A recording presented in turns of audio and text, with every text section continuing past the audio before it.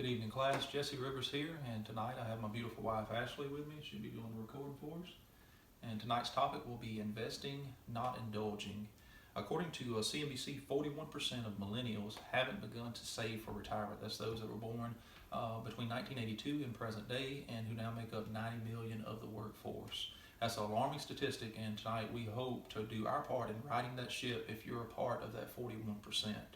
So before we get into what we need to do and what are the reasons why that millennials aren't investing, just some background on me and my qualifications to speak on the topic. I actually invest in the stock market now. I have been for the last 8 years or so, but there was also a time in my life when I was in the workforce and I wasn't investing. So I've seen it from both ends of the spectrum, when I should have been investing and I wasn't, and now I'm actually investing and getting returns on my investments. So I think I'm highly qualified to talk on the topic, and tonight I hope I persuade you to start investing if you're part of that 41% that's not investing.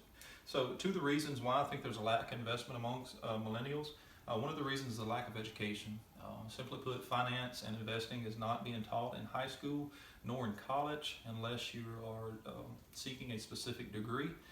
In high school, we come out and we enroll in college. We don't know how to balance a checkbook when we leave college. We don't know how to invest. We've learned very little about the stock market, and that in turn causes us to get a lot of unneeded debt. So lack of education. Another one is a satisfaction now mentality. According to TripAdvisor, millennials are actually spending $2,915 on travel every year. So that's a huge number that our age group is spending on travel. And just to put that in perspective, if you were to invest that $2,915 every year from now until you got 65 years old, that would be close to $1 million if you got a 6% return rate. So that's very, very eye-opening. These two reasons, what they lead to a delay in investing and until we're educated from my mistakes. So I spoke earlier on kind of my experience. There was a time whenever I was in the workforce at an early age and I had a company 401k plan that I could have been investing in and I wasn't. And I got educated from not doing that. I lost a lot of compounding interest. So if we look at our slide up here, we'll learn about compounding interest, and basically it's making interest on our interest, and we see the effect of delaying our investing. So how much we need to get to $1 million, kind of the magic number out there to retire, assuming a 6% return rate. So for example, I could have been investing whenever I was 20 years old. I actually didn't start until I was like 26 or so. So at $360 gets you to $1 million, $360 a month, assuming that 6% return rate gets you to $1 million. If you wait until you're 30, that then goes to $700, and just say you wait till you're 40, you now need to invest $1,500 a month to get to $1 million. So we see that we need to invest early and we need to invest often. Our next slide just kind of shows if we don't invest, we usually incur debt.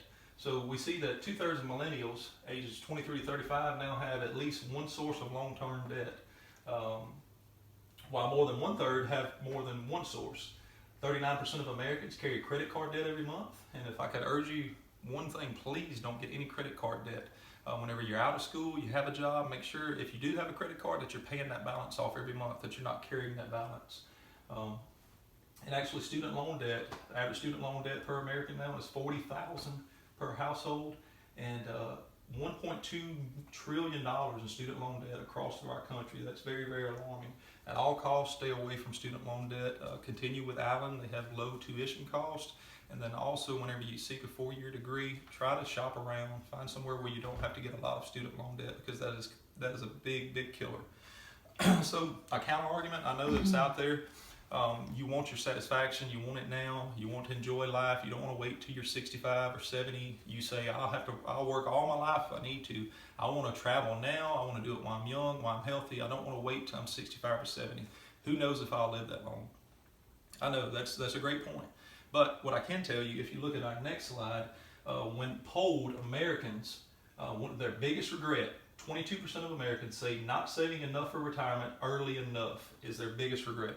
And that's also my regret. Even though I'm still young, I could have been saving 5 to 6 years earlier, and I wouldn't be having to put up as much now as I was if I would have started at an earlier age. So that's one of the biggest regrets.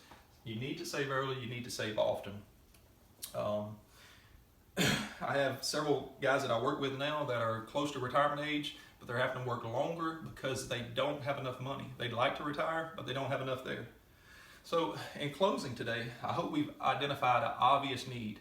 You need to invest. You need to invest early. There's 41% of us that are not investing out there, and we need to start investing. Those millennials have to start investing right now. So the three things we need to do: we need to seek employment with a company that has a 401k match program, and then we need to open a Roth IRA. That's an individual retirement account that draws me interest post-tax. Whenever you get ready to draw it out, there's no tax penalty. And then thirdly, don't incur unneeded debt. So those three things, invest now, invest often. Please don't wait. Please don't wait. You need to invest, and you need to invest now. Thanks very much. I hope you've enjoyed the speech, and I hope that you're persuaded to start investing in a 401k program now.